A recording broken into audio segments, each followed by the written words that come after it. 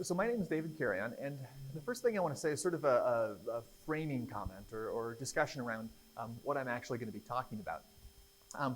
So we're talking about some big topics, and there's several hats I wear, several identities. Thank you. There we go. Several identities that I have. So on the one hand, I'm a Christian. I go to church every week, and I am more or less traditional in many of the core doctrines of Christianity. On the other hand, I am a psychiatrist. I've learned at some pretty mainstream institutions and practice on a daily basis according to those principles. So what I'm going to be doing to discuss sort of the frame for tonight is I want to tell you how I personally think about my own mental health and how I might discuss this with the patient. So I don't know if you guys ever saw that. This is a cool bumper sticker back in the day. My karma ran over your dogma. Has anybody ever actually seen this bumper sticker? Okay, yeah. So it was a thing for a while. But the idea is dogma is problematic and karma's cool, and so karma's I don't know, is murdering your dog or something. But whatever the case is, it was this idea that we don't like doctrine. But I think one thing I want to say at the beginning is we all have a dogma, a worldview, or a set of things we believe. And so what I'd like to do is sort of tell you where I'm coming from, my background, my thoughts on this. And it's helpful to know what we implicitly believe. And of course, I'm a shrink, and so that's, of course, I'd say that it's the subconscious stuff, and we gotta be aware of that. But I think it's important, especially when we talk about worldview. And it's wise to look at the unconscious biases and influences in our beliefs. So as best I can, I'll sort of tell you some of the things that are my own. Okay, so one thing that has always been true for me is I've got very deep democratic impulses, that I don't like experts having experts in charge of everything. I like the idea that everybody, especially in important matters, has something to say in a conversation. And this is sort of the idea behind the government type of democracy, that everybody gets to vote regardless of who they are, whether you're black or white or rich or poor or old or young, you get to vote, and everybody's vote counts hopefully the same. And the assumption there is pretty profound. But I take that to also be true, but I think the place that it's different is, we like not to discriminate against people on the basis of age, unless they get really old. Then we totally like discriminating. And what I mean is, when they die, when people die, we just whatever. We don't listen to them anymore. But I like to take, especially about these harder questions about God or about doctrine or about these ideas, sort of try to take those opinions into account, and that is sometimes called tradition. That it's not that tradition rules out all the time, but at least let's start the conversation with something that most people believed. And so when I think about my own worldview, that's where I'm gonna come from. Now, the other thing I want to say is that talking about a worldview is like visiting somebody's house. And so I'm going to invite you into my house, and if you happen not to be Christian, and show you around, and show you the fireplace, and show you the couch that I like to sit on. And so it's you can learn something, and then. But that's not necessarily what I do in my clinical practice. And so don't take some of the things I'm saying as like, oh, I'm imposing my faith on everybody who walks in my door. No, this is like I'm going to tell you as a Christian sort of how things look to me on the inside. And I like to visit, as a psychiatrist, other people's worldviews. And if they're telling me about a problem, I go into their own house, their own worldview, and work with the things that are there. If they don't have a fireplace, we're not going to sit by the fireplace. We're going to do something else. So again, this is all by way of long introduction. My own experience. So I grew up in a Christian home, two wonderful parents that took me to church. I was a pretty intellectual kid, and I think that was a challenge at times because anybody who's ever been to, well, maybe not anybody, youth group wasn't exactly an intellectual activity. So I had a hard time sort of fitting in, but got a group of friends together in high school, and we liked to argue and debate about whether or not God existed and what the Bible said and all that. And so we did that nonstop. And at the end of that, and that sort of thing continued through college, I came to believe that Christianity seemed eminently rational to me. that in the debates and sort of trying to come up with answers to these big questions, it seemed that Christianity had good answers. And then later in my life, in the last maybe 5 or 10 years, I've started to have more emotions, spiritual experiences, going to church and actually like crying at the music like that, or the sort of worship experience. I never had that for like the first, probably until my late 20s. But now that I do, it's a wonderful thing and I enjoy it. So that's kind of where I'm coming from. Came to psychiatry, about a decade ago, maybe a little less than that, and have been interested in mental health and neuroscience ever since. So, okay. So I'm going to talk about a few doctrines, and especially Christian doctrines, because I think there's a lot of things that we might agree on, but I'm going to sort of emphasize the differences. So there's this weird doctrine that, like, for hundreds of years Christians were arguing about is, what is the nature of God? Is God singular? Is there multiple persons in the same God? But one common summary of this is, we worship one God in Trinity, and Trinity in unity, neither confounding the persons nor dividing the substance. Wow, what does that mean? It's really complicated, but at least one thing that that's interesting historically, but also psychologically, is the entire idea of a person came out of the debates about who exactly is Jesus, and how does he fit into the Godhead, and how is Jesus kind of the same but kind of different? Well, there are 3 persons, one God. And so the idea that we now inherit in Western civilization of the idea of a person comes out of these things, and that still applies today. And even the idea of the nature of God. We like to say, or a lot of people think, God is love, but what would that have meant prior to creation? Love usually means an interaction between 2 persons. But if God was a singularity, what does that mean about his nature? So the Christian idea that God is love is that there were persons who were actually in love, connected from time immemorial. Here's another one. So this is from the Lord's Prayer. Thy kingdom come, thy will be done, on earth as it is in heaven. That one Christian doctrine that is really wonderful is sort of this optimistic idea that there is an ideal out there, that there is a good that we can look to, that we can aspire to, that we could even know. And whether it be in justice or in mathematics or in the beauty of music, that these things are founded or flow from the nature of God. And so sort of there's a deep optimism in the Christian worldview, that things might not be good now, but they're going to get better, either in a flash or gradually, depending on your viewpoint, but things are getting better even if your life is really difficult. Now, one other thing that's also important is volition, the whole idea of the Garden of Eden, that humans have this ability to choose. That's also important. So, but I think that one of the things that psychiatry in some phases has forgotten about or doesn't talk about is volition, the ability to choose. And I think that where volition is denied, the shame of being a bad person is exchanged for the dignity due a rabbit. That oftentimes we like to say, oh, well, they didn't do it, it's just their mental illness. And sometimes that's the case, and sometimes, yes, I worked in a hospital, and there's some definite cases where there is no volition, there is no choice. But I think that one thing that is true, that is there are things that people can choose differently. And giving patients that sometimes is deeply dignifying, rather than saying you couldn't have done otherwise. Okay, another one is the ideal, that there's a difference between happiness and the good. And so it might be, on some views of psychiatry or psychology, that no matter what you do, you could be a bad person and end up happy.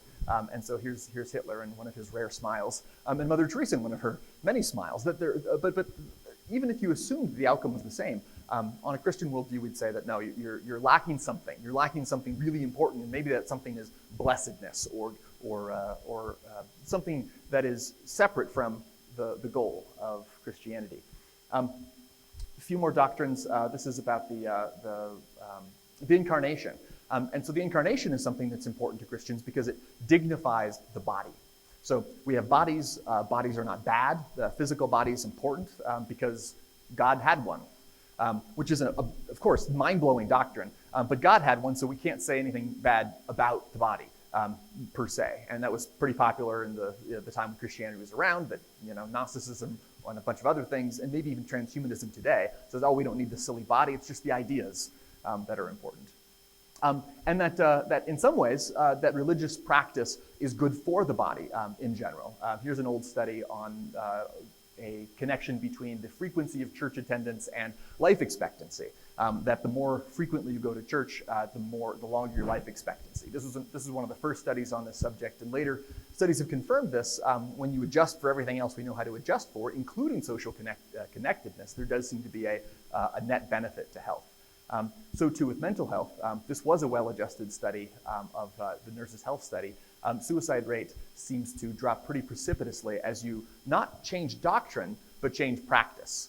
That the people who were going to church more than weekly were quite low, and that there was a difference between Catholics who are stricter on the matter than Protestants on suicide rates. Also behavior. This is a summary from Robert Putnam and David Campbell, neither of whom are Christian. By many different measures, religiously observant Americans are better neighbors and better citizens than secular Americans. They are more generous with their time and money, especially in helping the needy, and are more active in community life. Now, the book is spectacular, and I highly recommend it. Very well done. But then there is the reality that I see as a practitioner, a psychiatrist in the Bay Area. Bay Area is kind of like where we receive all of the religious refugees, that people are persecuted by Christians all over the United States and flee that persecution of their families or whatever, and then they come off into the Bay Area. And so I'm seeing a lot of people who have suffered at the hands of Christians. And I just, on that note, want to say that it's something that deeply grieves me and deeply moves me, and something that I take very seriously. And Christians do horrible things, and I don't want to excuse or say that that's acceptable. And of course, dealing with the consequences of it, the trauma, the PTSD, the depression, the anxiety, it's something that I have to help make better or palliate. So it's very difficult. The other thing about this is sort of views of the future, or what's the ideal virtue. So Aristotle might say it's magnanimity. Sartre might say it's freedom. Buddha might say it's awakening. For Christianity, the central virtue is love. And that is the unifying direction, the purpose, the one thing that you need to pursue at all costs. And the exemplar is Jesus dying on the cross. And the story of redemption, the story that we've made choices that are bad, and that we're in this state of continuing to make these choices that are ruining our own lives, but that there's a way out, and it's through Jesus. That's something that has a lot of elements to it and is profoundly deep. But then there's also the doctrine of the resurrection, that things aren't going to stay in this present state. That even though if the global warming or the depression rates or suicide or whatever other things we're worried about, those are only temporary, that things are ultimately going to work out, and that we're part of making that happen, at least in part, or at least as a shadow of things to come. Freud said, much will be gained if we succeed in transforming your hysterical misery into common unhappiness. Which is, in one sense, really deep. That mental health isn't trying to make you anything other than undepressed, or at least that's a common aim of mental. And I think there's some figuring out what's the meaning of life isn't necessarily what we do professionally, and that Christians also have this idea that sometimes suffering, and sometimes physical suffering, and sometimes mental suffering is itself good for your soul, and that's also challenging. But that the whole point of Christianity is not to make you undepressed, or not even to make you happy. The point of Christianity is something different, and I think that C.S. Lewis captures it well when he says this. It is a serious thing to live in a society of possible gods and goddesses, to remember that the dullest, most uninteresting person you can talk to may one day be a creature which, if you saw it now, you would be strongly tempted to worship, or else a horror and a corruption such as you now meet, if at all, only in a nightmare. The destination of humans is glory. And that's what this life is about on the Christian view, on the Christian worldview.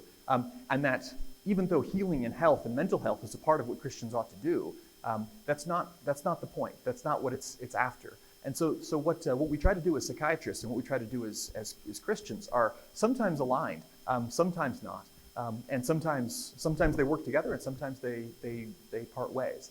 But those are some preliminary comments, and I hope to hear more. And thank you for for having me out.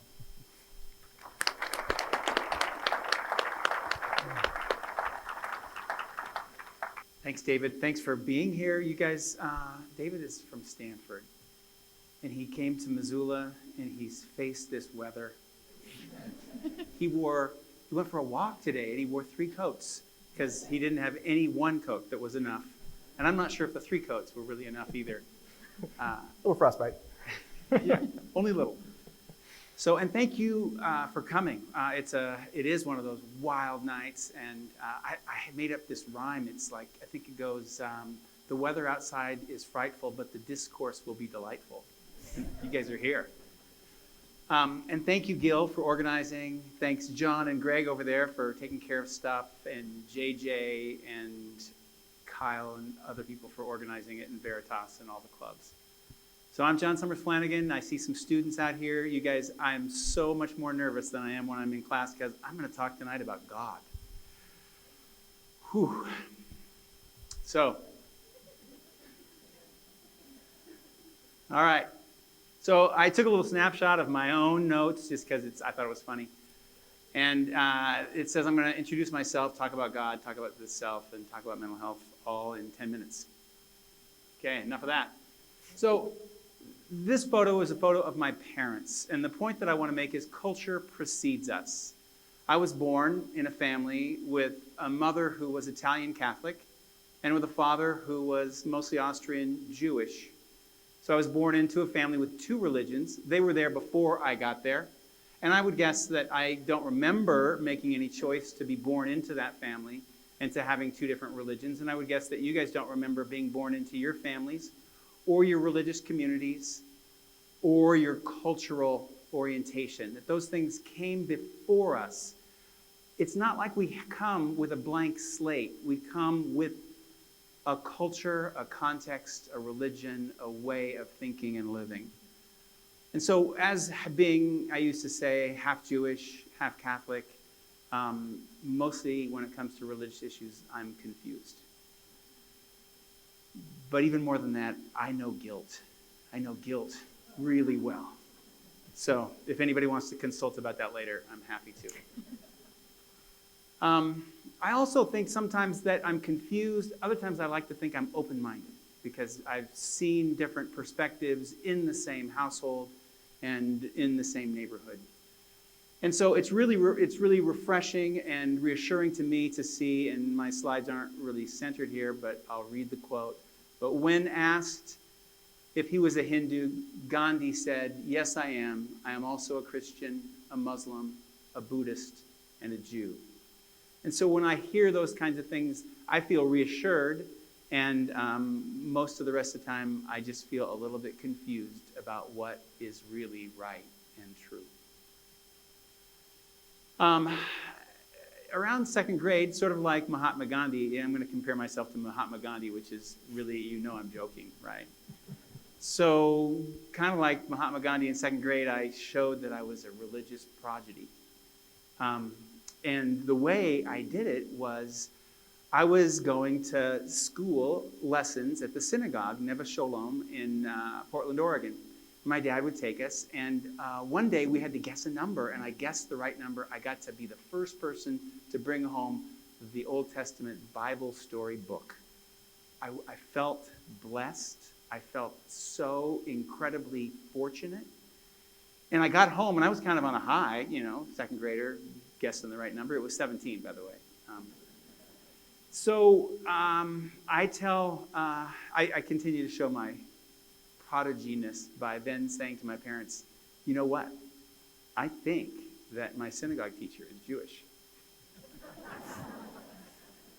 Yeah, anyway, so I wasn't a prodigy very long, and still I'm not. So let's talk about God. So this is a photo from Absaroka, Montana last summer when I was irrigating the alfalfa, and it's sunrise, and you can see I managed to get a picture of the irrigation pipe that I've opened. See, I've sort of been demoted to just irrigating. They don't let me run the tractor anymore because one time I put diesel fuel in the radiator of the John Deere tractor. I have a reputation, and so now they let me water the alfalfa. It is fabulous. And you know, when I think about it, I think if God is anywhere, God is there. God is so big. God is the sunrise and the water and me and the alfalfa growing out there and so much more than that, right? God is so big, so immense. How do we possibly understand God, and how do we put into words the meaning of what God is and might be? So I like this because if you saw God in a mirror, you would know that the objects in the mirror are indeed larger than they appear. It would be the whole solar system and the universe and everything. That is so immense, it's hard to get our words and our thoughts around it. Another source that I have had in my life that helps me to appreciate the bigness of God is my wife, Rita. Rita, if you don't know, has a God blog. She writes a weekly God blog, 9 o'clock, Sunday morning. You can read it.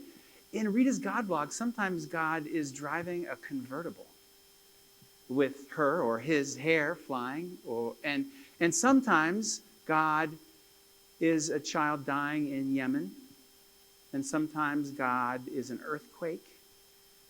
And God takes all these different forms, and I find it reassuring that Rita sees God as so large and immense and in so many different things.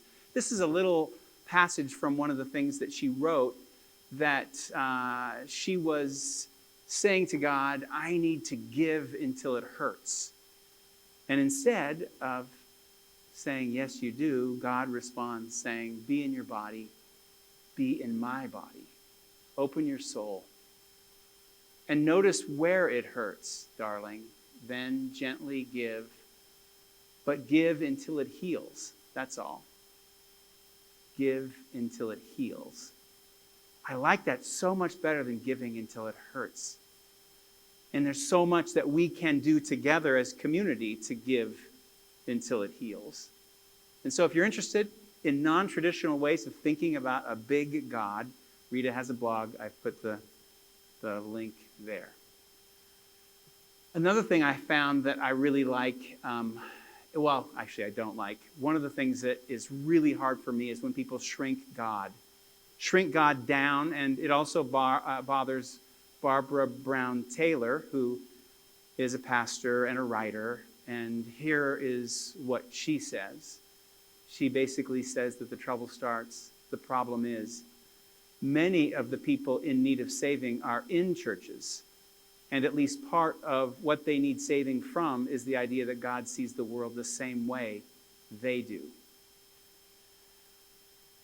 It's natural to do that, right?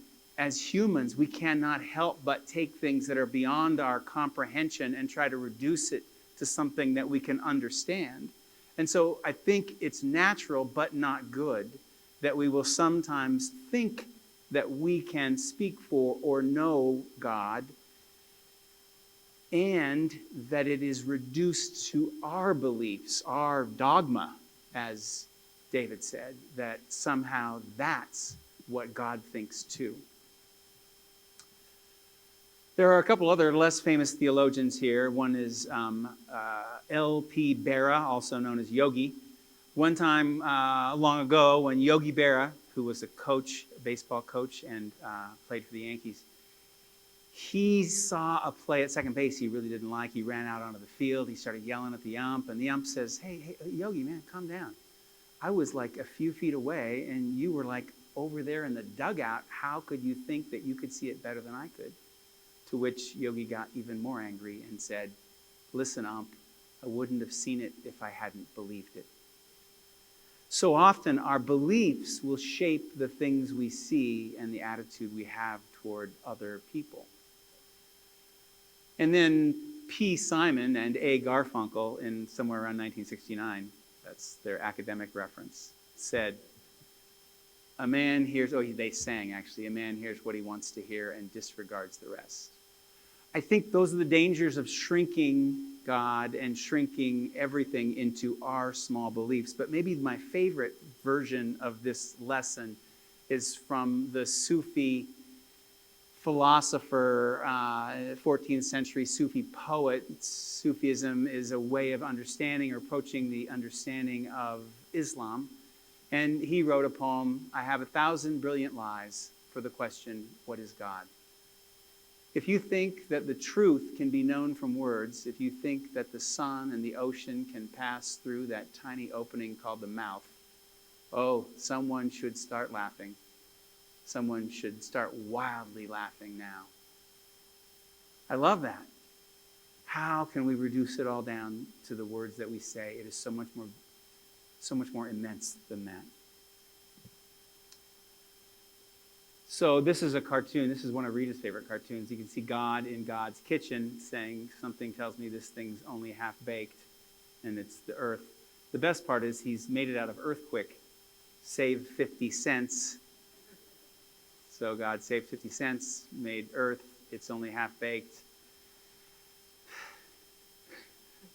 That's us. We're only half baked. Now, the good thing is maybe God invented evolution, and maybe God invented evolution so that we could continue to bake, and maybe finally we will be done and maybe not half-baked anymore. So let's talk about the self. The self is really almost as complicated as God, not quite, not as big, it's smaller. We know that the self begins with self-reflection. I have to know I am me, I am separate, I have my thoughts, and they're separate from yours. And so self-reflection, as important as it is, can get overdone, right? And one of the ways that we know it can get overdone is the fable or the myth of Narcissus, who looked at himself a little too long and then fell in the lake and drowned. And so we can get preoccupied with the self in ways that are destructive and unhealthy, right? And so I would say one of the most important things I want to say about the self is really something Adlerian. And I know some people in the room know what I'm saying when I say Adlerian, right? You know what I'm saying? Alfred Adler, famous psychologist, came up with this concept called Gemeinschaftsgefühl. Okay? Everybody say it with me. Gemeinschaftsgefühl. Nice. You guys that's great. It's a German word. It means social interest. It means balancing. And he thought it was a great therapeutic goal, that we shouldn't just do therapy for ourselves, but we should also do therapy. And Gemeinschaftsgefühl is really about compassion, interest in community and making the community better. It's about empathy. It's about what he called social interest.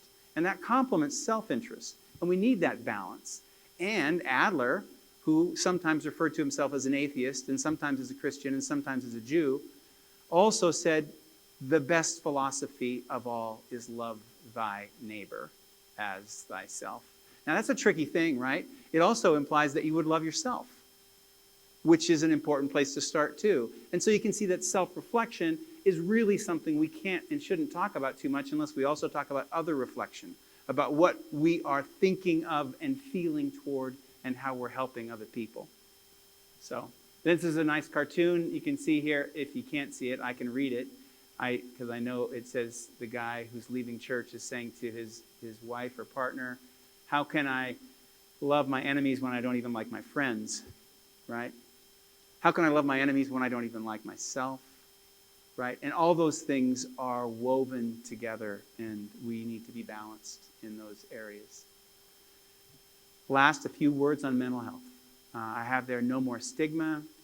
There are a lot of different ways I've tried in my life to figure out how to get rid of stigma, and I can't figure out how to get rid of it. I worry sometimes, and I know this is an extreme and radical position. I'm going to say it anyway, even though I know it's kind of embarrassing to be so radical.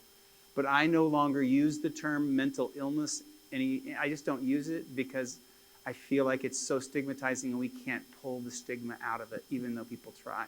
So instead, I just say to people, I don't use the word mental illness unless I'm explaining why I don't use the word mental illness, which I can tell you more about later if you want. But I'm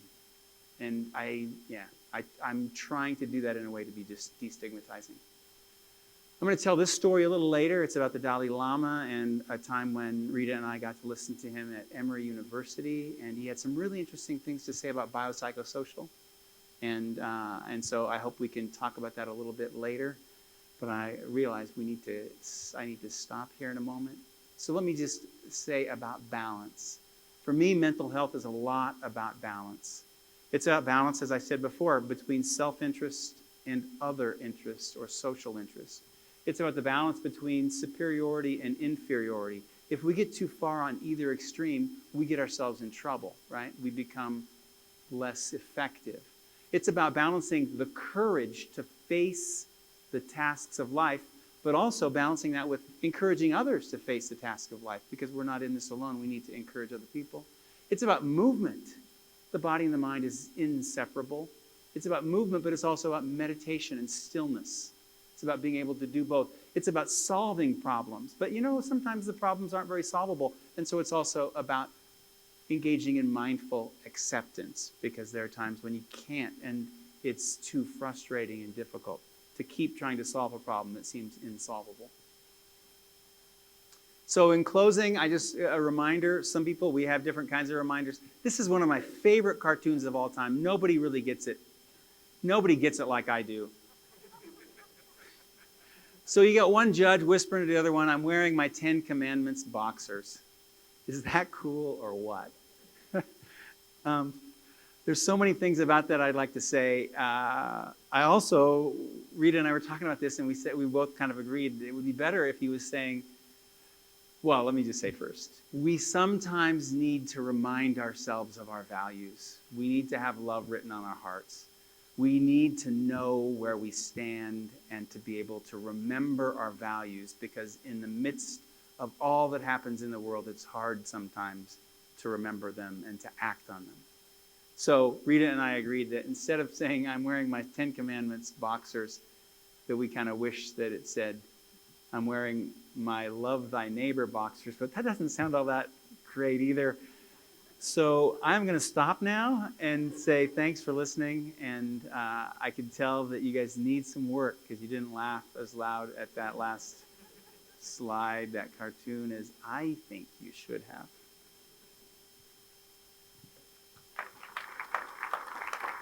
Should I sit here? So just kind of thinking about the perspectives on mental health that you guys have already talked about, and how you think that one might form a personal vision of wholeness. Keeping that in mind, would you please summarize what factors of mental health your research or your practice or your personal insight emphasizes, and how it does so? I just finished talking a lot. Okay, so there's a lot of different ways to think about different factors, and sometimes it's useful to lump them, and sometimes it's useful to split them. What we use in my clinic, we want people to flourish brain, body, and soul.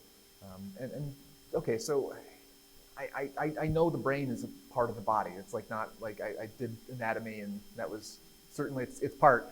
But then, okay, what is the soul? Oh, geez, that's a hard one too. So, but there may be different levels of analysis. One thing that helps people with depression is encouraging them to go for walks or having walking groups. And that's whatever it is that led you to be depressed, that seems too simple on one level, but on the other level, it's wow, that depression is a whole body experience. There's differences in the cortisol in your body. There's differences in your microbiome. There's differences all over the place. And so, so it's plausible that a physical intervention that affects below the neck is going to do something. Okay, so body is one. Brain is another, and so I do neurostimulation. So that might be another way that we can treat people, is by that or medications. Those are often helpful. But then there's somewhere between brain and soul, at sort of higher or more complex levels of organization. There are these higher things of therapy, or and even within therapy, there's more profound or deep sorts of things in the psychodynamic side, and there's more well, let's just solve your problems right now kind of side. And those are all different levels of ways we can approach treatment, but then also ways we can think about factors that would contribute to mental health or lack thereof. So, having something terrible happen to a family member, that's part of you too, in some sense, maybe at the soul level. Having something, getting hit in the head, that's gonna affect your brain. So there's when we talk about wholeness, there's just many different. Everything affects everything else, and again, so that's like but that's not useful. Everything isn't really helpful. What are some concrete ways that we can actually get better, or prevent ourselves from getting worse? Those are the questions. Could you quickly define how you define soul in your practice and not in your personal belief? So in practice, soul is just a translation of the word psyche. So psyche, iatros, is soul doctor on some level. So for a long time, that just meant we give medicine to people and that's all. But ideally, it's something higher. It's something more complex. In the soul, sort of with my psychiatrist hat on, I would say things like your ideas, your beliefs, your cognitions. Those go under that heading in that practice. Theologically, philosophically, I can talk for another 45 hours about what a soul is, and is it different from a spirit, and what happens after death, and maybe we'll get into that later. But it's a great question. Yeah, and so I'm hearing you talk about some of the components of mental health, right? The body, brain, soul, and when I think about those things, I think about components of mental health too, and so it overlaps a bit. I think about the issue of balance, like I had on the slide, but physical wellness and health, and we know that the gut and other kinds of physical things really affect our emotional and our psychological functioning. And so I think the body and physical. I think about the mind and mental, psychological health and well-being. I think about social well-being, that in fact that can be central, and really central in terms of the beginning of life. We are born into a social environment, and the health and the healthy interactions we experience there and then, so important to mental well-being. I think about emotions and emotional well-being, and we sometimes we talk in psychology and psychiatry about emotional dysregulation, right? Or affect dysregulation, and certainly being able to be balanced and expressive of our emotions, but at the same time manage and control them when we can and should, right? That's important. And sometimes we can over-control them, and I think that happens with a lot of males in sort of the stereotypical male style in our society.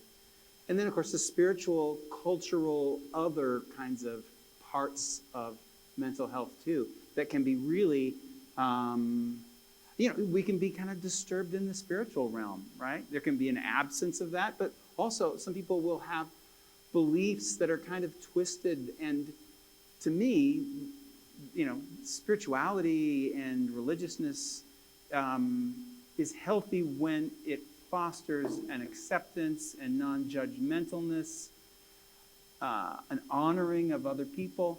But when it's used to hurt other people and to judge other people, to me, that's maybe a less healthy spirituality. Does that make sense? And so I think in each of those domains that you can be, psychologically healthy, but spiritually not healthy, and you could be emotionally healthy, but physically unhealthy, but they're all related, right? Yeah. They're all. Yeah. No, and I think that whether it's 3 or 6 or 14, the idea is somewhere between 2 and 45 aspects of mental wellness are a good place to talk about. But yeah, I like that. I like that breakdown. Well, and I think one of the things that the Gestalt psychology people talk about is that we can understand the whole better by breaking it down into its parts. And so the purpose of thinking about body, brain, or mind, and soul is not to separate them. It's to break them apart to try to understand them better so you can put them together and at a higher level of integration, I think. And for me, that's also part of mental well-being or mental health. Yeah, no, agreed. So I'm just wondering, one thing that we're talking about for the rest of this week is spiritual health, and how spiritual health is incorporated into mental health, and how it is kind of part of that whole paradigm, that 2 or 45.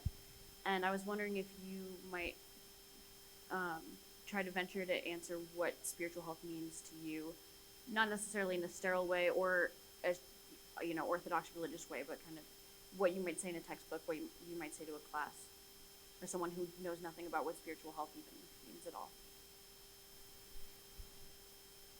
So You wrote a textbook. I'm going to quote. I'm going to quote Dr. David Carreon here, and really that spiritual health, the meaning, the center is love, right? That it's that, and when you think of love, it is kind of like I said before. It can be aimed toward yourself. It can be aimed toward others, and hopefully, it's aimed toward both and all, and that we try our best, knowing that we will fall short, to be loving beings. And I think that, for me, speaks a lot to spiritual health. I know that's not maybe that. I'm just interested in your reaction to that. Well, yeah, I think you see, it's a hard question to. I think that's the question where the like. What within you kind of got to go to a person's worldview. What a healthy Islamic practice would be might be different than a healthy Christian practice, might be different than a healthy Buddhist practice. And I suppose if we're constraining it to be, how could I help somebody have the best mental health from a spiritual perspective or within their own spiritual perspective?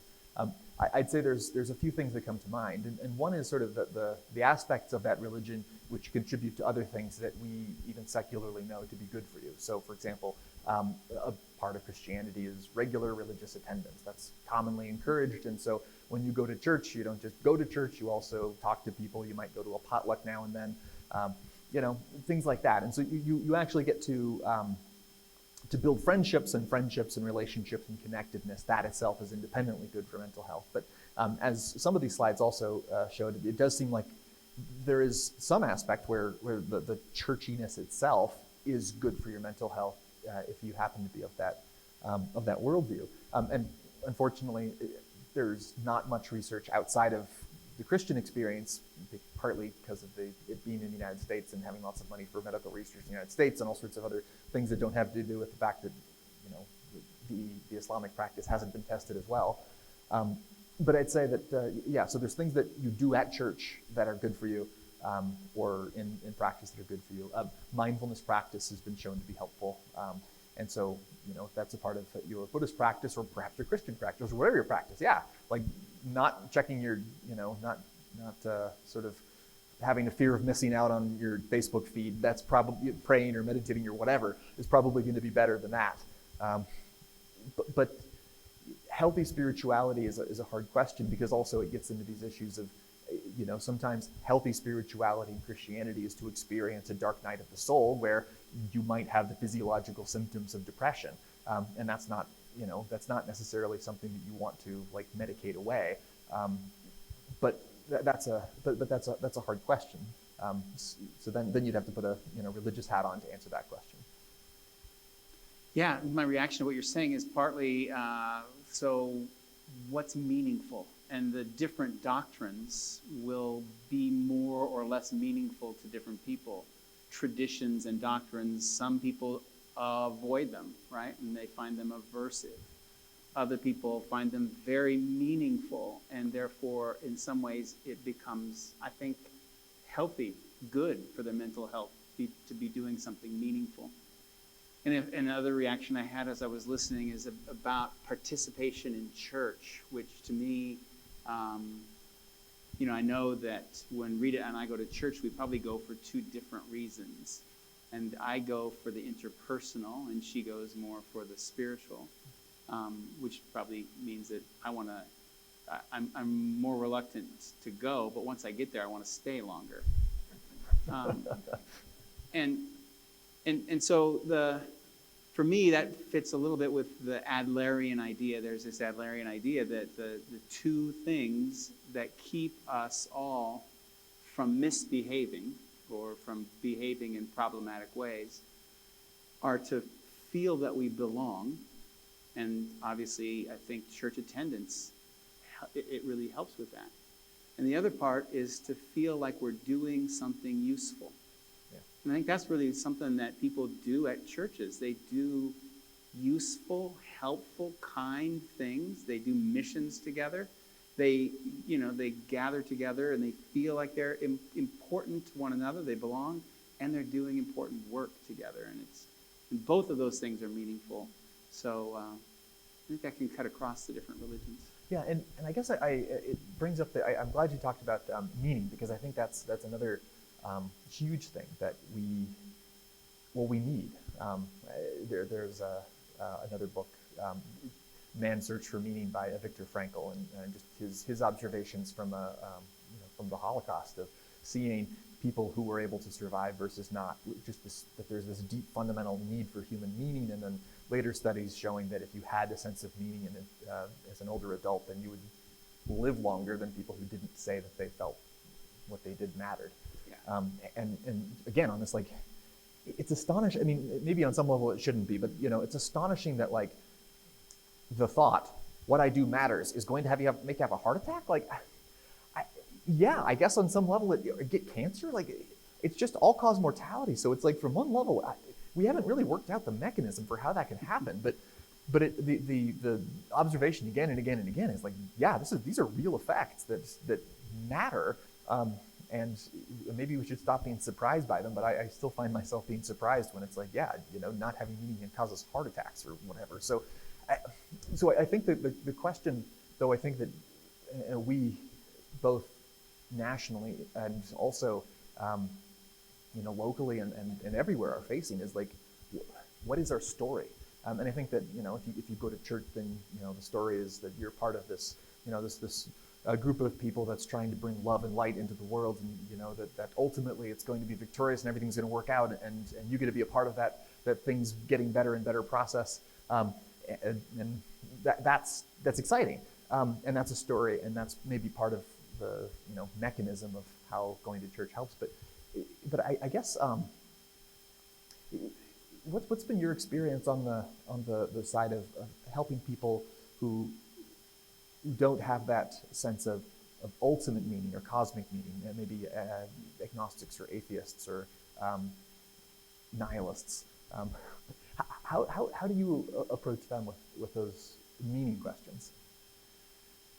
Yeah, I mean, I when you said nihilist, I thought of Jean-Paul Sartre and his philosophy of I am my choices, right? That's who I am. So I was starting to think about identity as you were talking, and how to deal with those people in kind of a concrete way.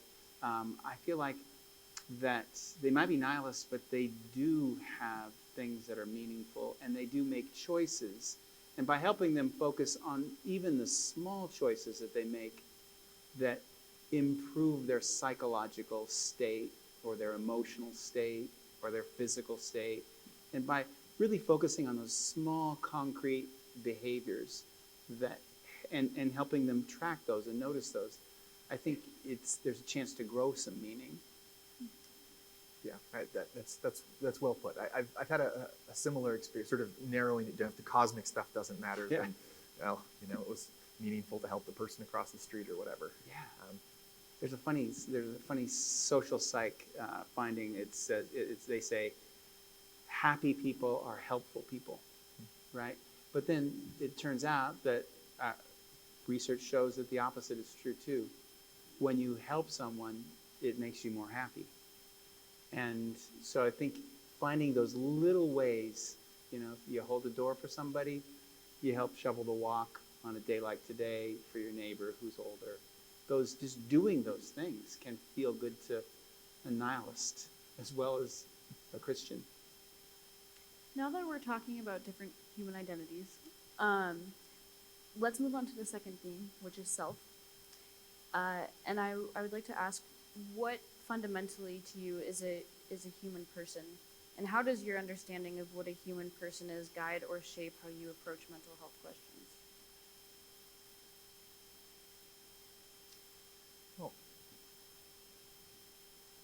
I think that there's two ways I could answer the question, and maybe sort of what are humans, what is a human person?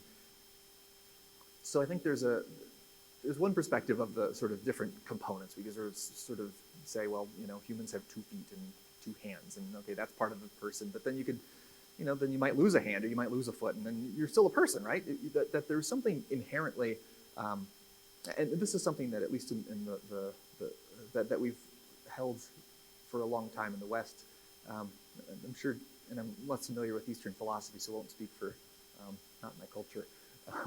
But this idea of that there is this inherent there's this inherent dignity in a human being just for being a human being, and that's fundamental. And then there's certain, but then there's also certain things that humans can do that are pretty unique or pretty special. And I'd put near the top of the list, if not at the top of the list, the ability to choose, the ability to have volition, and connected to that, the ability to think rationally or reasonably, and as part of that, whether it be about that was an excellent concert or symphony, or that was a beautiful painting, or whether that's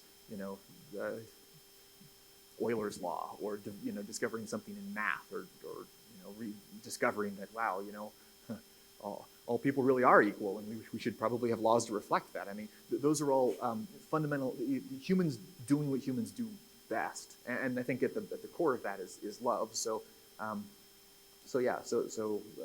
the ability to reason and the ability to sort of know what the good is or know what truth is, and then the ability to do it, this will or this volition or this ability to do that, and you do that long enough, the end of that, the telos of that is love or agape. Would you define agape, please, for those who don't know? That's a really great question. That's a long conversation. The short of it is, okay, so there was this,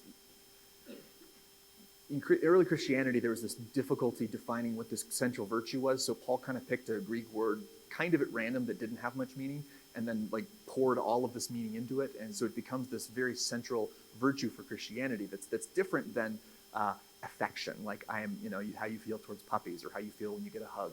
There's that's one kind. There's friendship and buddies and working together towards a common pursuit. That's philia in Greek, and the first one was storge, I think, and then the third is eros, when you're really in love with somebody and have this sort of passionate wanting to connect with that one other person.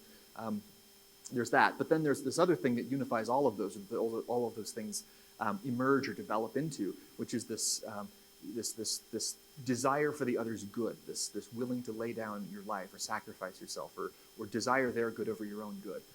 That is maybe the core of this Christian conception of love, which isn't identical to, but is probably pretty similar to what most people mean by love. And that is in the Christian idea, how we view how God sees his children, right? Right. So this is all coming from, and the origin of this is God. That the best virtue, the source of all goodness is God, and so the extent to which we love is because God has loved us, and that this is something that is a capacity created in us by God. So Rita and I used to have chickens. I felt like things were getting really philosophical. So we used to have chickens, and this is related. So we used to have chickens, and the chickens, if you threw a weed in that they didn't like into the pen, they just completely ignored you. But if you threw a dandelion, they'd, if you threw a worm, and it seems like they're making choices, right? But my sense is that they weren't really reflective choices. They were reflexive choices, right? They were instinctual choices. And I think one of the things that makes people human, like you said, is the ability to make choices, but not just choices that are survival oriented, but choices to not be survival oriented, to sacrifice yourself to somebody else, for somebody else. A sort of a contemplative choice. To meditate. I mean, everybody here, you guys all made choices to be here tonight. Somehow you got here. And that's a kind of a cascading domino effect of choices, of conscious choices. Maybe you came because you heard there would be treats, or maybe you came because you had a friend coming. But you evaluated and reflected on your options. Maybe there wasn't a good movie tonight. I don't know. The State of the Union is tomorrow night. Maybe. Anyway, so you know what I'm saying? I'm thinking that one of the things that makes us distinctly human is not just making choices, but making these sort of reasoned, reflective choices that are not always self-serving, but can be other-serving as well. And that goes back to the agape, I think. So I never really thought I was going to talk about our chickens. It was not part of the plan. Wasn't queued up for just No. this moment. No. So another thought I have about identity, and I think identity is related to what we're talking about right now. And identity is, there's you probably know Irvin Yalom. He's one of your neighbors in Palo Alto. He's a famous existential psychotherapist, and he used to do this thing where he would ask people the same question 10 times, and it was, what do you want, right? To get it to your existential wanting. And in some classes, I used to change it and so that it would focus on identity, and I would have people ask each other 10 times, and I would say, David, who are you? Right? And then I'm writing it down. You say, what would you say? Well, I am a child of God. I am a child of God. And I would repeat that back. I'd say, and then the only rule here is you can't give the same answer twice, right? So David, who are you? Well, that is my fundamental identity. I want to give that answer again. You got it, number one. You got it, number one. Yeah. So you see, you kind of go down to layers, and people have multiple identities, right? Yeah. You might say that I'm a psychiatrist at some point, because our roles oftentimes will capture a piece of our identity. And you might say, I'm a man, right? And what I found in identity, there's so many things, and now we talk about identity politics, but we have multiple identities, and we talk about intersectionalities, right? We have intersectionalities and identities of race and gender and sexualities. And interestingly, when I've done this, almost never do the guys say, I am a man. If it comes up much down the list. But the women will say, I am a woman, or somebody who is diverse sexuality might say, I am a queer, really high on the list. Or somebody racially diverse, not a dominant cultural white person would say, I'm a Native American, right? As really high on the list, which is to me interesting in terms of the salience of different parts of the identity. It seems like that almost alludes to conflict, bringing out someone's identity, how they identify themselves. And I think a great follow-up question to that would be, what do you think are the key issues of personal identity formation in college students? What do you see? Well, there's so many, multiple factors. And I'd say one of them is related to sort of feeling misunderstood. And when people feel misunderstood in some way, that often becomes, well, wait a minute. I am, you don't get me. I'm a gay person, and that's who I am, and I want you to be interested in that and to learn something about that, right? And so those places where we're misunderstood, I think, can be really central to sort of the top part of that fluctuating identity. But the identity will fluctuate. Your major that you choose in college going to push you in a direction for identity. Business, advertising, going to push you in terms of an identity. And with identity comes values and specific behaviors, and it builds these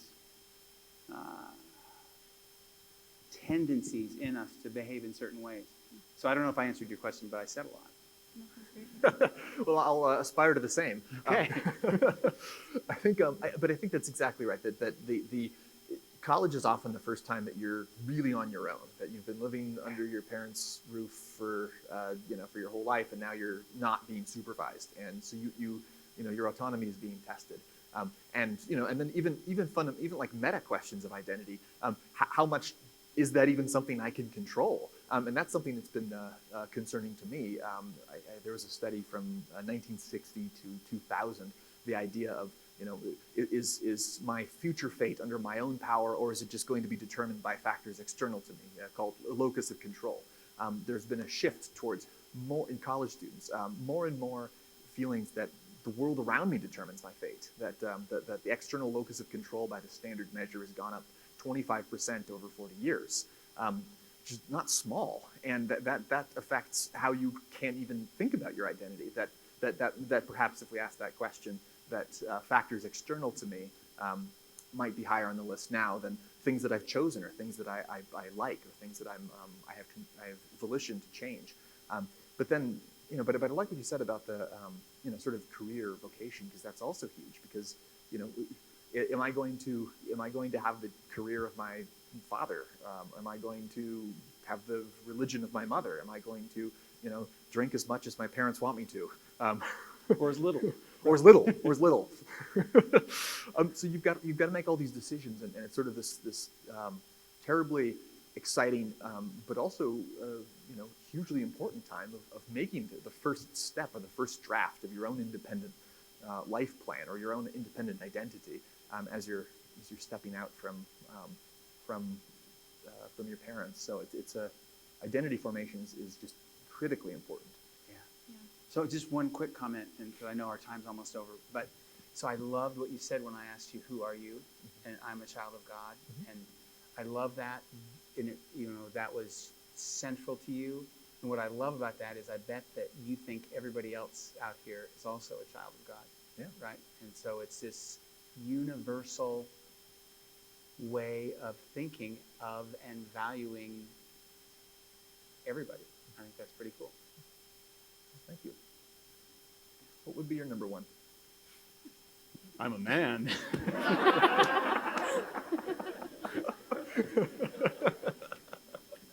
Moving on. Thank you. So I just one other thing I want to say.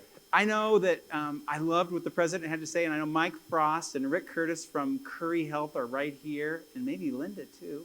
You guys, if you're college students here, they're Curry Health, their counseling services, and in fact, the University of Montana wants to support your mental health and well-being. And I hope not only do you know that they want to do that, but that your friends want to do that too. So for the last and third theme, and just to remind the audience, we will have a Q&R after this. So kind of contemplating your perspectives on God and how one forms a personal vision of wholeness again. Do you think that belief in God is necessary for human flourishing? Why or why not? It's a big one. So when you say human flourishing, do you mean like humanity flourishing or a human flourishing? I would lean towards a human flourishing, but you could take it either way. I'd say that I think on the level at which, like with the secular hat on, I'd say, no, I think there's plenty of atheists and agnostics who are plenty happy. That on every sort of measure that you could go. I mean, it looks like there's some correlations, some connection that maybe church attendance is good for you, but sure, that's not like a lock solid thing. I do think the questions, the answer to flourishing is, are we going to include like afterlife or eternal life or some sort of state following death? In that case, then certainly. But without that, I do think there are influences for the positive that belief in God and particularly religious practice have for mental health, but I don't think that it's required. I don't think so either. I think it can help. I'm reminded of a book that my friend Gary Hawk, who's right here in the front row, suggested to me, titled The Gospel According to Jesus. And I remember reading in there about how the kingdom of heaven is within. And I know the guy who wrote it's a Buddhist, which, is important, I guess, to know. But it's the issue of that feels more universal than needing to have a specific belief in God. That there are maybe other paths that are meaningful and even spiritual without necessarily believing in a creator. Sure. Can I ask about your view on God, or maybe more generally, do you think that a view on God has implications for ethics or values or virtues? I definitely think it helps. I mean, I think people can have secular ethical perspectives that are really solid and very respectable. But I do think it helps that the feeling of there being a spiritual force underlying ethics and morals can give it more passion, maybe, and more, hopefully, more compassionate application, too. And I guess I ask in the like maybe within, if we look at all theists and say, you believe in God, and I also believe in God, but I'm pretty sure that God sent his son Jesus to die for us on the cross. And I don't know what you would say about that particular historical event, or the nature of Jesus as being, God in the flesh. But well, I guess whether or not that happened, I think changes the character of God, and what the central virtue might be. Would you agree? We're getting into the territory where I'm a little more confused, and I mean, I think, I feel like the doctrine of religion is kind of a paradox, and that it's super informative, but also maybe not necessary, and that I'm not convinced that my father's perspective of Jesus being just a guy, or my mother's perspective of Jesus having died on the cross to forgive our sins. I don't know. I don't know. And my hope, and because I feel like it's, again, too massive and beyond me to know, my hope is that it doesn't matter to God whether I know that or not, and that faith is more that God is very accepting and gives us lots of grace with regard to the specifics of our religious beliefs. That's what I hope is true. Yeah, and I guess I think that it seems to me that whether it's God is accepting, that the nature of God is accepting regardless of belief, or that the God doesn't care so much about God has a nature such that they doesn't care so much about the doctrinal specifics, versus a God who did this particular thing. It sort of, in my mind, would change with we both agree, we both like the word love. I think we both agree that that's a great word. We both love the word love. We love it. It's such a great word. Yeah. But it seems like it would change the character of the word.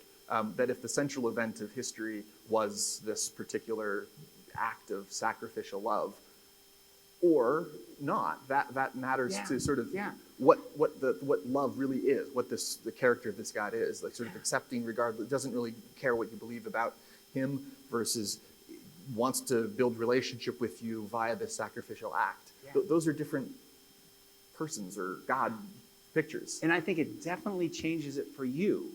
I mean, I hear that, but I'm not sure it changes it for me.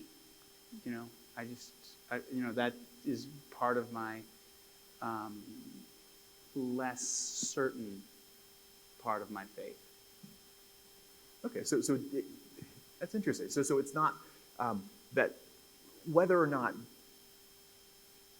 but I guess this gets back to the question of what is love in the sacrificial sense. The poem, give till it hurts versus give till it heals. Mm-hmm. Is that right? Yeah. Where is the centrality of that giving till it hurts and till it kills you, versus healing? I guess say more about that poem and how you see it. Yeah, I mean, I think that giving the conscious human interpretation of giving till it hurts, the way most of us would think about that giving would necessarily require some painful self-sacrifice. But if we focus on the other, that instead of focusing on ourselves, that giving until it heals is something that doesn't bring us pain, even though maybe we are sacrificing things, but it focuses on the healing that we're providing with the gifts as opposed to the pain that we're experiencing from giving. Okay. Yeah, and I guess the agreement on, so it sounds like we agree on doing nice things that are not costly, or doing good things that you feel you can get into the empathetic position of the other, and sort of it feels good as you're doing it. Yeah. I think doing nice things that are costly is good too. But what if it doesn't heal?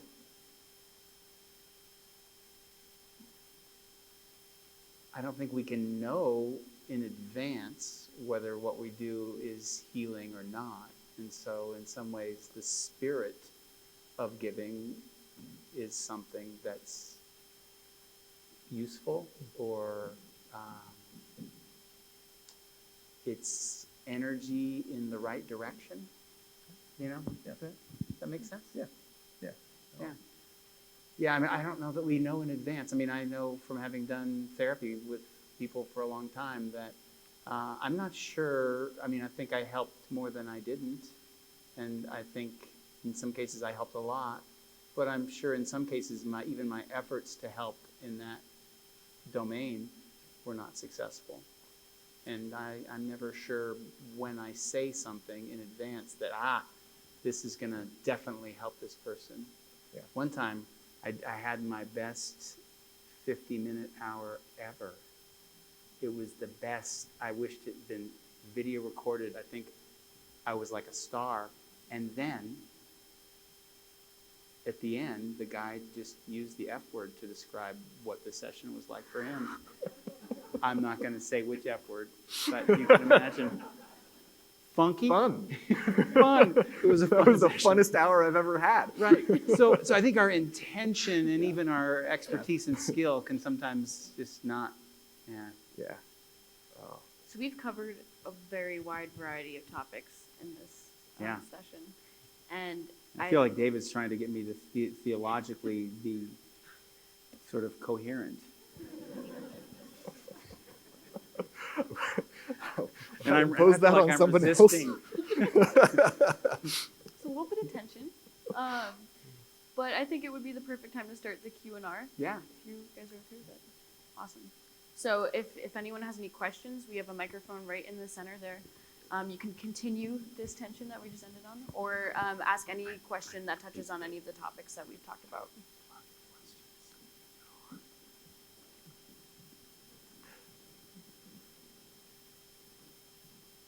It's Fred. So this question's for both of you. So what toll do you think a belief in a chance for damnation for yourself, not just for yourself, but for your friends, your family, your community, plays on your mental health? So damnation as in like hell. So the question was, what role does belief in damnation have for your mental health, either of your own damnation or of others? Right. Yeah, just believing in a hell, whether it's for yourself or not. Do you think that plays a positive or negative role in mental health? That's a great question. I think I'd say it would be difficult, speaking as a scientist, it would be difficult to disentangle that from other aspects of theology. So I'm actually, whenever people ask me a question like that, it's like, has there an experiment been done that would answer that question? But it would be difficult because of the correlation of other things. Now, that being said, I have had patients where this is a huge issue of like, I am afraid of damnation, and that's like a major fear and a thing that has to be worked through or processed. So I'd say that that depending on the theology, I'd say that there are certain theologies that do put fear of hell in everybody's heart, where that's something that you're like thinking about all the time. I don't think that's so good, and I mean, I would argue with my Christian hat on that I don't think that I would agree with that theology. that if you're worrying about hell all the time, that doesn't sound like what Jesus was talking about or what Paul was talking about. I mean, certainly there's times that's discussed, but but I think that on the whole, here's an answer. On the whole, I'd say that doctrine, when plugged into other doctrines, is what the data shows. That's generally, the correlation would be for the better belief in hell in the United States, at least. That people who believe in hell are the people who go to church, are the people who have better mental health, though it can, like many things, be perverted and be bad. So just a couple of quick responses. One is that we know fear is a motivating factor, right? Being afraid of something will motivate us to avoid it or to deal with it in some kind of constructive way. We also know that fear can make us kind of neurotic and not be very healthy for us. So I think it's a double-edged sword, and that certainly having some respectful fear of the afterlife turning out in a positive way, or avoiding the negative outcome, I think that can be a positive motivator. But I think it can also just sort of like punishment in terms of using too much punishment with pets or with children or with adults can make them quite neurotic. And I think the fear of the punishment of hell can make people be quite neurotic. So, and that would not be a good outcome. Thank you. Thank you. I'm going to read off my notes here. So this question is more directed for Dr. Sommers-Flanagan, but I wouldn't mind if you both answered. So I think that if you could sum up all the world's problems into one word, it would be conflict. Can you hear me okay? Yeah. Okay. So conflict between wants and needs and nations and religions, etc. So Dr. Sommers-Flanagan, you mentioned love as being of a high value, perhaps the highest value. So it seems that love, though, is viewed differently based on many factors. For example, some parents may believe that corporal punishment is an expression of love. Other parents may believe that corporal punishment is hateful. So my question is, if love is defined as creating the highest good for yourself and others, then how do you determine love is actually the ultimate value if so many people differ on how love should be expressed? Could you repeat the last part of your question? Sure. That's the kind of question I just like to answer with yes. Sorry, it was a little wordy.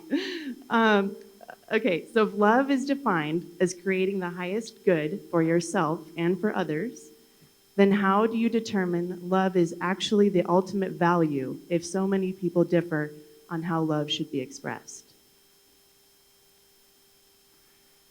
I find what you said to be very true with regard to my experience as well, regarding the many different ways that people try to define and express love. And I think that's a problem, right? It is a problem.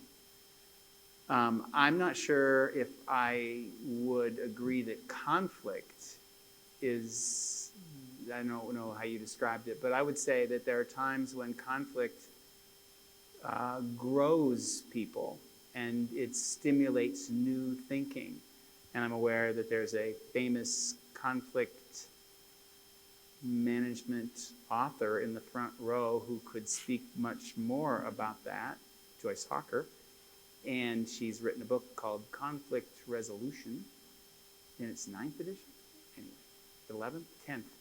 So conflict can be really growthful. Love can be really growthful. And would we always agree on the definition of conflict? Probably not. We wouldn't agree on the definition of love either.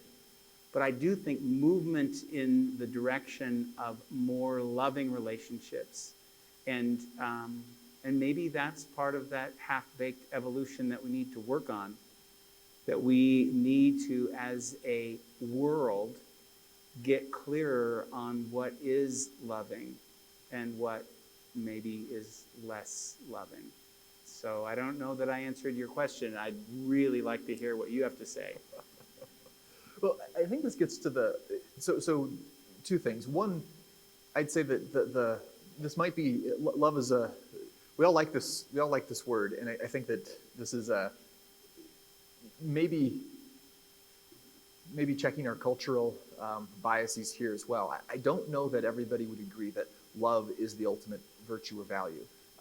that I again, this is not my worldview, but I imagine that the idea of love as central to, say, Buddhism would something like cessation of craving might be central to Buddhism, and we might say, oh well, that's just love. It's like, well, no, that Buddhism seems to be saying something different and emphasizing a different set of practices than Christianity, and sort of zooming out and saying that like, what do we mean by we want everybody to be more loving, and as a Christian who thinks that is the central virtue, then yes, of course, I think everybody should be more loving, but also trying to understand, what do we have to learn from Buddha and this idea of cessation? What can we learn from trying to cut off those desires, and what, there's depth there that might allow me in my own worldview to learn, well, geez, if I meditate, I'm realizing all of these cravings that I didn't know that I had, and if I can cut those off, then that might allow me to love better, which I think is what I'm going for. But I think this is also somewhere where doctrine really matters, where worldview really matters, and trying to get words around love and stories around love. What is the greatest? I mean, who is the greatest hero? Who's seen Avengers: Infinity War? Like, okay, it's an important question. Who is the greatest Marvel hero? Like, is it Captain America with his, being a nice straight down the middle, like follow the rules kind of a guy, or is it the party boy Iron Man? Or I've just been handed a Captain America wallet. Wow, that was exciting. Needs no words. But so the Christian claim is the greatest hero is Jesus. That is who we should all be emulating. But that's a good conversation. What do we have? Not that we can't learn from Muhammad or Buddha, because they're also heroes. There's no question about that. But where are we converging? Which of these, and in my view, which of these heroes is able to include or incorporate? Which tent is able to bring in all of these others? And maybe it is the sort of the tent of tolerance, or the idea of God accepts all doctrines. But that's hard, because it doesn't. That seems really good for academics, and like most of my academic friends are on that boat. You go to like rural anywhere, and that's like hard. It's really hard, and so the hope for that, like to unite us all as a vision of God, is strained. And so one of the other things I like about Christianity is I think that Jesus as hero has a chance of uniting us in a way that's special. Not to rule out the other heroes, not to rule out the renunciation of Buddhism or the submission of Islam, that those are good things too. And those also should be incorporated. Christians should really wrestle with and talk to and be friends with those, and invite them to brunch and have long conversations and try to learn from each other. But I think that your question is very well put. What does it mean to love, and how do we deal with the fact that other people have different visions of what that would look like? Thank you. Just one thing to add, people have different visions of Jesus too, right? I mean, and so if we take any kind of central concept, there are people who believe in it much differently and practice it much differently. And there's some people who would say that they're followers of Jesus whose behaviors I would question whether or not they really are. And so, and the same thing as the point you made about love, I think it was a good one. These two last questions will be the last questions. Thank you. Hi, I have a question that was sort of spurred because of the story you told in the way that you came to the Christian faith. Mm-hmm. Dr. Carreon, right? Yeah. Okay, yeah. You mentioned that it was ultimately rational. And I'm curious as to what you mean by finding that belief system was ultimately rational, when like there's some theologically opposing values. Like Kierkegaard's not exactly a Christian theologian, but he definitely makes claims saying like to be a man of faith is to be like absolutely against reason, like judging Abraham about to sacrifice his son. It's not rational, but more of an act of faith, which is what made him a good man, the man of men, so to speak. So yeah, I'm just curious as to your take on it. This is a great question, and Kierkegaard has somebody that I need to read a lot more of. One of my mentors is, and in fact, there's a great Veritas forum on the veritas.org where my mentor Jeff Schwartz talks in detail about his view on Kierkegaard and how that does integrate with Christianity. I found myself in the sort of sort of what I would call orthodoxy has these like bounds, and you look back to the creeds of the early church, and there do seem to be certain beliefs, and Christianity, maybe uniquely, maybe not, but at least some people argue uniquely, has these bounds of orthodoxy, that if you believe this sort of set of propositions, that's like one of the requirements, maybe the requirement for being sort of in this circle and being out of it. So for example, there are, people use the phrase atheist Jew. You can't really use the phrase atheist Christian. That one of the beliefs of one of the things of Christianity is you believe in God. So to your question, I think that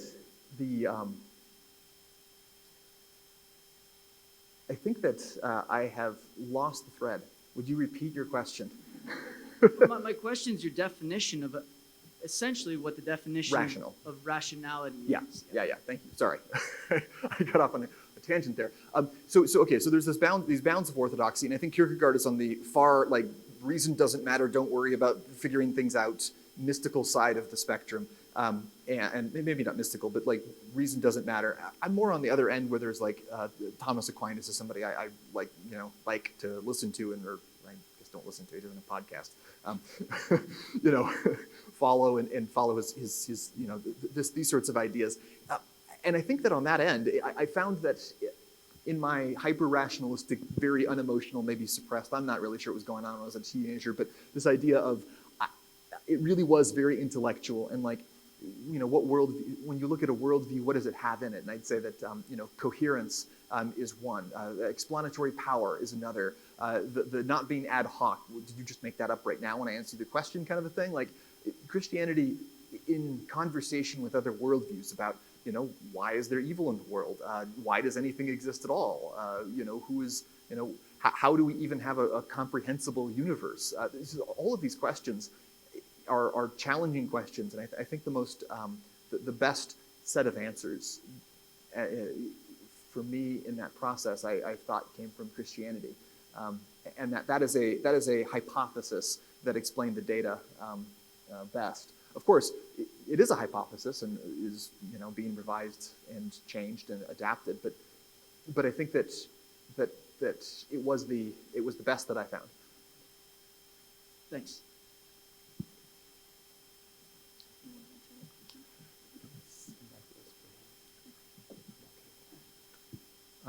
My name's Cody, and this question's directed kind of just towards both of you. I felt like our discussion on the self kind of revolved around these parts of a person that's extra physical, outside of the physical, like choice and reflection on self, personal will. And then our discussion on spiritual health revolved more around the physical, which I thought was interesting because we were talking about church attendance and shoveling people's walks as a way to bolster our spiritual health and finding purpose. I was wondering if there's a way in your guys' mind to separate purpose from physical actions and find like purpose to be within some spiritual realm that doesn't involve physical. Can you find purpose without physical action? It's a great question. I think that people can. I think that it can feel certain meditative states, certain kinds of experiences of, I was thinking of Sufi dancing and other, but I guess that involves physical movement. But certain kinds of meditative states, I think, can help people feel very much at one with the universe and with God, and that's quite possible. I do think, and I've had this experience myself, I remember especially thinking about this when I was in college, how I would be lying in bed and I felt so like filled with love, just filled with love. And then my first conversation with the first person I saw made me filled with not love. and annoyance and all those things. So I do think that there's something. It's limited, is what I'm saying. Is that experience of non-interactive, complete, self-reflective, spiritual meaning? That it's cool and great, but it's also limited in terms of when you get out of the meditative state and then you have to go to the store. I mean, there are certain kinds of real interactions that happen. Does that make sense? But I do think you can have that meaningful, purposeful, singular state too. I think both are true.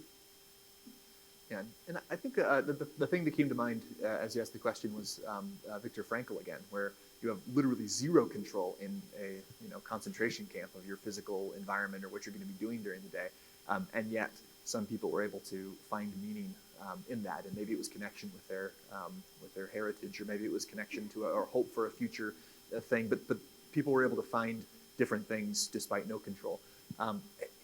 It's an interesting observation too about the where our conversation went between self and the other parts of it. But I do think I guess just to put it out there, there is such a thing as Christian physicalism. That is to say that you only believe that the immortal soul isn't anything other than matter. That it's sort of the form or shape of your physical body. So that anything we talk about of choice or whatever is some kind of physical state in your brain. And we can, I guess we don't have time to talk about that, but there's, in addition to the sort of more classically assumed, like, immaterial soul that flies off to heaven, there are others that emphasize the physical as well. But I do think that's important. And as a physician, that's important. That and I think as a believer in the Incarnation, that's important. That the body can't really, at least while we're on Earth, be fully separated, or maybe even partly separated from the body. And it might just be ways of talking when we talk about purpose. That there's a large extent to which there's a correlating brain state. But at the same time, that's not enough. That we need higher language. We need more words, as both of us have been trying to avoid. More and more words, and maybe not answering questions.